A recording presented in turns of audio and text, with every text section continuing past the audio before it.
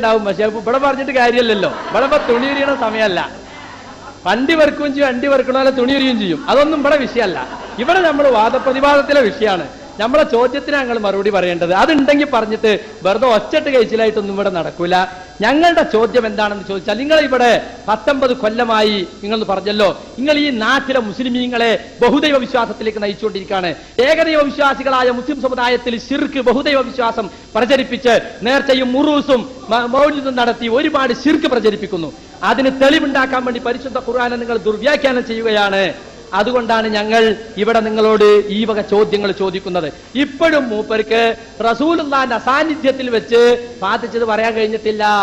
പഴയത് ആവർത്തിച്ച് റസൂലുള്ളാഹിന്റെ സദസ്സിൽ വന്നിട്ട് ഒരു കണ്ണുപൊട്ടൻ പറയാണ്, യാ മുഹമ്മദ് ഇന്നി തവജ്ജഹ്തു ബിക. മുമ്പിൽ നിൽക്കുന്ന നബിയോട് പറയാണ്, മുഹമ്മദ് നബിയെ, നിങ്ങളെ കൊണ്ട് ഞാൻ അള്ളാഹുവിലേക്ക് മുന്നിടുന്നു, പ്രാർത്ഥിക്കാൻ നബിയോട് ആവശ്യപ്പെടുന്നു. നബി പ്രാർത്ഥിക്കുന്നു. അത് തർക്കമുള്ള വിഷയമല്ല, അത് തവസ്സുലാണ്. തവസ്സുലല്ല ഇവിടുത്തെ ചർച്ചാ വിഷയം. വ്യവസ്ഥ ഒന്ന് വായിച്ചു നോക്കണം. വ്യവസ്ഥയിൽ പറഞ്ഞിട്ടുണ്ട്.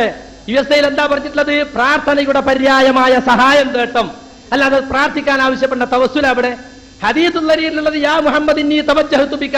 മുന്നിലുള്ള നബിയോട് പറയുകയാണ്, നബിയെ, നിങ്ങളെ കൊണ്ട് ഞാൻ മുന്നിടുന്നു. അപ്പൊ മുന്നിലുള്ള റസൂലുള്ളാഹിനോട് പറഞ്ഞല്ല, അസാന്നിധ്യത്തിൽ, നബി സല്ലല്ലാഹു അലൈഹി വസല്ലമയുടെ അസാന്നിധ്യത്തിൽ വെച്ച് പറഞ്ഞത്. അതാണ് ഇവിടെ തെളിയിക്കേണ്ടത്. പിന്നെ യാ ഇബാദല്ലാഹി അഗീസുനി എന്ന് കൽപ്പനയുണ്ട്. അവിടെ ഏതെങ്കിലും ഒരു സ്ഥലത്ത് നിങ്ങൾ എത്തിപ്പെട്ടാൽ, നമ്മൾ രണ്ടാമത്തെ പ്രമാണം എഴുതുമ്പോ സഹീഹായ ഹദീസ് എന്നൊരു നിബന്ധന വെച്ചിട്ടുണ്ട്. അതെന്തിനാരിയോ? ഇതുപോലുള്ള ദുർബല ഹദീസുകൾ നിങ്ങൾ ഇവിടെ കൊണ്ടുവരാതിരിക്കാൻ വേണ്ടിയാണ്. ദുർബലമാണ് ഹദീസ്. അതിന്റെ ദുർബലത ഹദീസ് പണ്ഡിതന്മാര് വ്യക്തമാക്കിയിട്ടുണ്ട്. ഏതെങ്കിലും വസ്തു നിങ്ങൾക്ക് നഷ്ടപ്പെട്ടാൽ, ഏതെങ്കിലും സ്ഥലത്ത് നിങ്ങൾ ഒഴിഞ്ഞ സ്ഥലത്ത് എത്തിപ്പെട്ടാൽ അള്ളാഹുവിന്റെ അടിമകളെ സഹായിക്കണം. അത് ഏതെങ്കിലും പ്രത്യേക ആളുകളെ ലക്ഷ്യം വെച്ചുകൊണ്ട് പറയുന്ന ഒരു സംഗതിയല്ല, തർക്കത്തിലുള്ള ഇസ്തിഗാസയല്ല.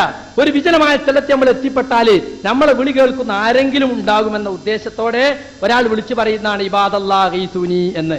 വിളിച്ചു പറയുന്ന ദൂരത്ത് മനുഷ്യരാരെങ്കിലും ഉണ്ടെങ്കിൽ അവർ സഹായിക്കട്ടെ, അതല്ലെങ്കിൽ ആ പ്രദേശത്തുള്ള അദൃശ്യ സൃഷ്ടികളായ മലക്കുകളോ മുസ്ലിം ജിന്നുകളോ സഹായിക്കട്ടെ എന്നതാണ്. അതാണ് ഇവിടെ യഥാർത്ഥ തർക്കത്തുള്ള വിഷയവുമായി ബന്ധപ്പെട്ടതല്ല. നേരെ മറിച്ച് ആ സന്ദർഭത്തിൽ നിങ്ങൾ വൈദ്യശൈക്കെ രക്ഷിക്കണേ എന്ന് വിളിക്കുന്നതാണെങ്കിലോ അത് ശിർക്കാണ്. അത് നിങ്ങളെ തെളിവ് കൊണ്ടുവരേണ്ടത്. ഇത് ദുർബലമായ ഹദീസാണ്, സഹിഹായ ഹദീസാണ് തെളിവ് ഉദ്ധരിക്കേണ്ടത്. സഹി ആണെങ്കിൽ തന്നെ നിങ്ങൾക്ക് തെളിവില്ല, തർക്കത്തിരിക്കുന്ന വിഷയത്തിന് അതിൽ തെളിവില്ല. പിന്നെ എന്റെ ഒന്നാമത്തെ ചോദ്യത്തിന്റെ സമദീയത്തുമായി ബന്ധപ്പെട്ട ചോദ്യം, എന്റെ സഹോദരനെ അത് വല്ലാതെ കുഴക്കിയെന്ന് തോന്നുന്നുണ്ട്. അദ്ദേഹത്തിന് ഇപ്പോഴും അത് പറയാൻ വല്ലാത്തൊരു വിഷമം. അലവി സഖാഫി പലതും എടുത്തെടുത്ത് നോക്കുന്നുണ്ട്, അതുകൊണ്ടൊന്നും ശരിയാകുന്നില്ല. പക്ഷെ അങ്ങനെ എടുത്തെടുത്തിട്ടൊന്നും കാര്യമല്ല. അണ്ടി വെറുക്കണ കാലത്ത് പഠിച്ചതല്ലേ അവർക്ക്. അപ്പൊ പിന്നെ പഴയ നോട്ടും അല്ലേ, ആ പഴയ നോട്ട് ഇങ്ങനെ ഓരോരുത്തർ എഴുതി കൂട്ടിയത് ഇങ്ങനെ, ആ പഴയ തൗറാത്ത്, അതുകൊണ്ട് നടന്നിട്ട് കാര്യമല്ല. നിങ്ങൾ ശരിക്ക് കിതാബിന്ന് കാര്യങ്ങൾ പഠിക്കാൻ തയ്യാറാകണം. നിങ്ങൾ അതിനാണല്ലോ അങ്ങനെ പഠിക്കുന്ന ആളുകളാണെന്നല്ലേ ഞങ്ങൾ അൽമനാറും ശബാബും. നിങ്ങൾ കിതാബ് ഓതുന്ന ആളുകളല്ലേ. അപ്പൊ കിതാബ് ഓതുന്ന ആളുകൾ കിതാബ് നിന്ന് എടുക്കട്ടെ. എന്താ എടുത്തിട്ട് കാണാത്ത? കുറെ നേരമായി മറിച്ചു, കുറെ അങ്ങോട്ട് മറിച്ചും, കുറെ എങ്ങോട്ട് മറിച്ചും. എങ്ങോട്ട് മറിച്ചിട്ടും കാര്യമില്ല, ചോദ്യത്തിന് ഉത്തരം കിട്ടണം. ഇബാദത്താകുന്ന ദുആ, ഇബാദത്തല്ലാത്ത ദുആ. ഇബാദത്താകുന്ന ദുആ അള്ളാഹിനോടനെ പാടുള്ളൂ. അതാണ് പള്ളിയിൽ കയറുമ്പോഴുള്ള ദുആ, പള്ളിയിൽ നിന്ന് ഇറങ്ങുമ്പോഴുള്ള ദുആ എന്നൊക്കെ പറഞ്ഞത്. ആ പ്രാർത്ഥന അള്ളാഹിനോടനെ പാടുക ഞങ്ങളും സമ്മതിക്കുന്നു. നിങ്ങൾ സമ്മതിച്ചില്ലെങ്കിലും സമ്മതിപ്പിക്കുമല്ലോ. അത് അതേ സമയത്ത് ഇബാദത്ത് അല്ലാത്ത ചില ദുആ ഉണ്ട്. അതെവിടെ? അത് പറഞ്ഞിട്ടില്ല നിങ്ങൾ. നബി സല്ലല്ലാഹു അലൈഹി വസല്ലം ഇബാദത്ത് അല്ലാത്ത ദുആ നടത്തിയോ? മുൻകാല പ്രവാചകന്മാര് നടത്തിയോ? അത് പറയണം. ഇനിയും ഗ്രൗണ്ട് സപ്പോർട്ട് കൊണ്ട് പിടിച്ചു നിൽക്കാൻ നിങ്ങൾ വിചാരിച്ച സംഗതി നിങ്ങളെ കാര്യം വളരെ അപകടമാണ്. അതുകൊണ്ട് നിങ്ങൾ ഇത് തെളിവ് പറയുമ്പോ ഒന്നാമതായി ഞാൻ പറയാണ്, നമ്മളെ വ്യവസ്ഥയിലുണ്ട് തെളിവുകൾ. ഒന്ന് പരിശുദ്ധ ഖുർആൻ, രണ്ട് സഹീഹായ ഹദീസ്. സഹീഹായ ഹദീസ് ഉദ്ധരിക്കാവൂ, ലൈഫായ ഹദീസുകൾ ഉദ്ധരിക്കാൻ പാടില്ല. അത് വ്യക്തമായി തന്നെ ഞാൻ ഒന്നുകൂടി ഓർമ്മപ്പെടുത്തുകയാണ്. പിന്നെ അഊദു ബികലിമാത്തില്ലാഹി താമ്മാത്തി മൂപ്പര് പറഞ്ഞു വെച്ചിട്ടുണ്ട്. അത് നമ്മുടെ വിഷയത്തിലേക്ക് ഞങ്ങൾ ചോദിക്കുമ്പോൾ നിങ്ങൾ പറഞ്ഞ നബി സല്ലല്ലാഹു അലൈഹി വസല്ലമ പറഞ്ഞിട്ടുണ്ടോ? അവിടെ കലിമാത്തുല്ലാഹി എന്ന് പറഞ്ഞാൽ അള്ളാഹുവിന്റെ കുൻ എന്ന ഉത്തരവാണ്. അള്ളാഹുവിന്റെ കലിമത്തുകളിൽ അഭയം തേടുക എന്ന് പറഞ്ഞാൽ അള്ളാഹുവിൽ അഭയം തേടുന്നത് പോലെ അവന്റെ സിഫത്തുകളിലും അഭയം തേടാം. അതിൽ യാതൊരു സംശയവുമില്ല. അത് റസൂലുള്ളാഹി സ്വല്ലല്ലാഹു അലൈഹി വസല്ലം നടത്തിയിരുന്ന സഹീഹായ ഹദീസാണത്. അത് പക്ഷെ നിങ്ങളെ വാദത്തിന് തെളിവില്ല. നിങ്ങൾ പറയുന്ന ഈ വാദമുണ്ടല്ലോ, അതിന് തെളിവില്ല. പ്രാർത്ഥനയുടെ പര്യായമായ സഹായം തേട്ടം എന്ന് പറഞ്ഞല്ലോ, അതിനതിൽ തെളിവില്ല. അത് അള്ളാഹുവിന്റെ കലിമത്ത് കുൻ, അതിനോട് അള്ളാഹിനോട് സഹായം തേടുന്നവരെ അള്ളാഹിന്റെ സിഫത്തുകളോടും സഹായം തേടാം. അതിൽ അഹ്ലു സുന്നത്തിൽ ആർക്കും തന്നെ തർക്കമില്ല. അത് ഇവിടെ തർക്ക വിഷയം ബന്ധപ്പെട്ടതല്ല. അള്ളാഹുവിനോട് സഹായം തേടുന്നത് പോലെ അള്ളാഹിന്റെ സിഫത്തുകൾ സഹായം തേടി. കലിമാത്തുല്ലാഹ് എന്ന് പറഞ്ഞ അള്ളാഹിന്റെ സിഫത്താണ്. സിഫത്തിൽ 6 നമുക്ക് വല്ല തർക്കമുണ്ടോ? അള്ളാഹുവിന്റെ റസൂല് ഇബാദത്തിന്റെ പരിധിയിൽ വരാത്ത സഹായാർത്ഥന സൃഷ്ടികളോട് നടത്തിയതിന് തെളിവുണ്ടോ എന്ന് ചോദിച്ചപ്പോ ഇമാം ബുഖാരി റിപ്പോർട്ട് ചെയ്ത അഊദു ബികലിമാത്തില്ലാഹി താമ്മാത്തി മിൻ ശർരി മാ ഖലഖ എന്ന അള്ളാഹുവിന്റെ റസൂലിന്റെ സഹായാർത്ഥന ഞാൻ വായിച്ചു. രണ്ട് അവസരത്തിലും മൗലവി അതിനെ സംബന്ധിച്ച് മിണ്ടിയില്ല. ഇപ്പോ നമ്മുടെ ഹനീഫ് കായക്കൊടി കൊടുത്തൊരു കുറിപ്പ്, ആ കുറിപ്പിൽ മൗലവി പെട്ടു. മിണ്ടണ്ടേ?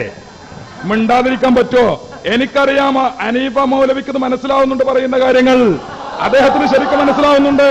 അഊദു ബികലിമാത്തില്ലാഹി താമ്മാത്തി എന്ന സംഭവത്തെക്കുറിച്ച്, ഹദീസിനെ കുറിച്ച്, അള്ളാഹുവിന്റെ റസൂലിന്റെ സഹായാർത്ഥനയെ കുറിച്ച് 2 തവണ ഞാൻ മറുപടി പറഞ്ഞിട്ട് നബി സല്ലല്ലാഹു അലൈഹി വസല്ലം തങ്ങള് ഇബാദത്തിന്റെ പരിധിയിൽ വരാത്ത സഹായാർത്ഥന സൃഷ്ടികളോട് നടത്തിയത് ഇമാം ബുഖാരി റിപ്പോർട്ട് ചെയ്ത ഹദീസിലുണ്ട്. അതിന് ബഹുമാനപ്പെട്ട ഇമാം റാസി അങ്ങനെ തന്നെ അർത്ഥം പറഞ്ഞ് വിശദീകരിച്ചിട്ടുണ്ട് എന്ന് ഞാൻ പറഞ്ഞപ്പോ 2 തവണയും അതിനെ സംബന്ധിച്ച് മിണ്ടാത്ത മൗലവി ഇപ്പൊ നമ്മുടെ ഹനീഫയിൽ നിന്നൊരു കുറിപ്പ് കിട്ടിയപ്പോ വിളിക്കാനും പറയാനും നിർബന്ധിതനായി. ബഹുമാനപ്പെട്ട മൗലവിയോട് എനിക്കൊരു അഭ്യർത്ഥനയുണ്ട്, ഇങ്ങനെ കുടുക്കണ കുറിപ്പ് കൊടുക്കരുത്. കുടുക്കണ കുറിപ്പ് രാവിലെ നമ്മൾ വാദപ്രതിവാദം നടത്തിയപ്പോ അവിടുന്ന് ഇങ്ങനെ നമ്മളെ കാദർബായിന്റെ അടുത്തുനിന്നും മറ്റോരുടെ അടുത്തുനിന്നും ഒക്കെ കിതാബ് ഇങ്ങനെ വരികയായിരുന്നു, കുറിപ്പിങ്ങനെ വരികയായിരുന്നു. ഇപ്പൊ കുറിപ്പുകൾ ഒഴുകുന്നില്ല, കുറിപ്പുകളുടെ ഒഴുക്ക് നിന്നിരിക്കുന്നു. ഇനി പലതും നിൽക്കും, നിങ്ങളുടെ ശബ്ദത്തിന്റെ ഒഴുക്കും നിൽക്കും. അത് ഞങ്ങൾ നിർത്തും എന്ന് ഓർമ്മപ്പെടുത്തുന്നു. അതുകൊണ്ട് ഒന്നാമത്തെ ചോദ്യം, നബി സല്ലല്ലാഹു അലൈഹി വസല്ലം തങ്ങള് ഇബാദത്തിന്റെ പരിധിയിൽ വരാത്ത സഹായാർത്ഥന സൃഷ്ടികളോട് നടത്തിയിട്ടുണ്ട്. ഇമാം റാസി അത് വിശദീകരിച്ചിട്ടുണ്ട്. കേവലം സിഫത്തിനോടുള്ള സഹായാർത്ഥനയല്ല. അങ്ങനെ ഒരു തഫ്സീർ അതിനുണ്ടാവട്ടെ, ഞങ്ങൾക്കതിന് വിരോധമില്ല. സിഫത്തിനോട് സഹായം ചോദിച്ചു എന്നൊരു മുഫസ്സിർ പറഞ്ഞിട്ടുണ്ടെങ്കിൽ ഞങ്ങൾ അതിനെ വിമർശിക്കുന്നില്ല.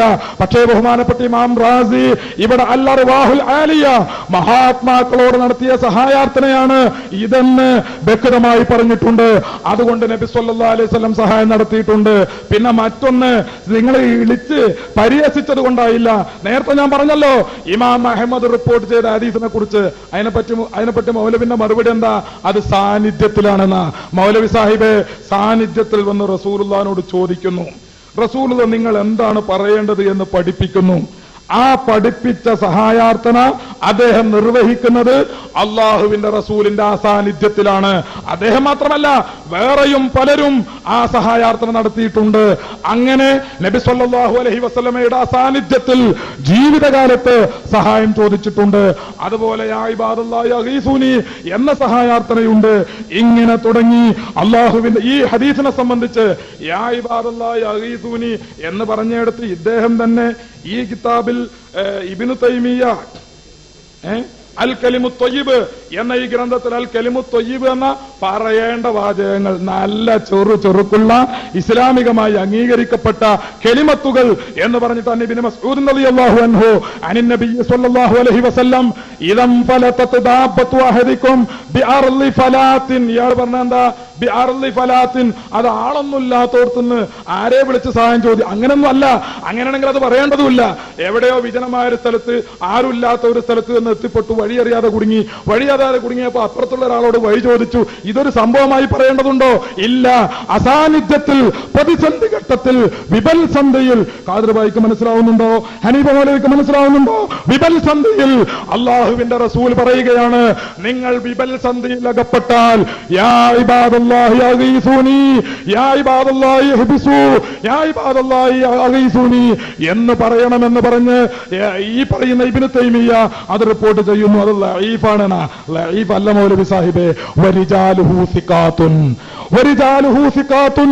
ഈ ഹദീസിന്റെ റാവി, അത് റിപ്പോർട്ടർമാർ, അവർ സിഖത്തുകളാണ്, വിശ്വസ്തരാണ് എന്ന് മജ്മഉ സവായിദിൽ രേഖപ്പെടുത്തിയിട്ടുണ്ട്. ഇങ്ങനെ ഹദീസുകളൊക്കെ വായിച്ച് ഇങ്ങനെ റെഡിമേഡ് പറഞ്ഞു, നമ്മളെ റെഡിമേഡിനെ പറ്റി എല്ലാ ഹദീസ് വായിച്ചാൽ അത് ലഈഫാണ്, അത് ലഈഫാണ്, അത് ലഈഫാണ്. ഖുർആൻ വായിച്ചാൽ നിങ്ങൾ ലഈഫാണെന്ന് പറയുന്നത് ചിലപ്പോൾ അത് നിങ്ങൾ പറഞ്ഞാളും. കാരണം നിങ്ങൾ അതേ പഠിച്ചിട്ടുള്ളൂ. നിങ്ങൾ കുട്ടിക്കാലം മുതൽ പഠിപ്പിക്കുന്ന അല്ലെങ്കിൽ പഠിപ്പിക്കപ്പെടുന്ന മറുപടിയാണത്. ഇപ്പോഴും പഠിപ്പിച്ചിട്ട് തീർന്നിട്ടില്ല. ജബ്ബാർ മൗലവി പഠിപ്പിക്കുക തന്നെയാണ്. അണ്ടിപറിക്ക് നടന്ന ശിഷ്യനെ നിങ്ങൾ നന്നാക്കിയാൽ നന്നാവൂല എന്ന് ഞങ്ങൾ ഓർമ്മപ്പെടുത്തുന്നു. അതുകൊണ്ട് 3 ചോദ്യത്തിനും കൃത്യമായ മറുപടി പറഞ്ഞു കഴിഞ്ഞു. അള്ളാഹുവിന്റെ റസൂല് ഇമാം ബുഖാരി റിപ്പോർട്ട് ചെയ്ത ഹദീസിലൂടെ സഹായം ചോദിച്ചിട്ടുണ്ട്. അപ്പൊ കളവ് പറഞ്ഞ് രക്ഷപ്പെട്ട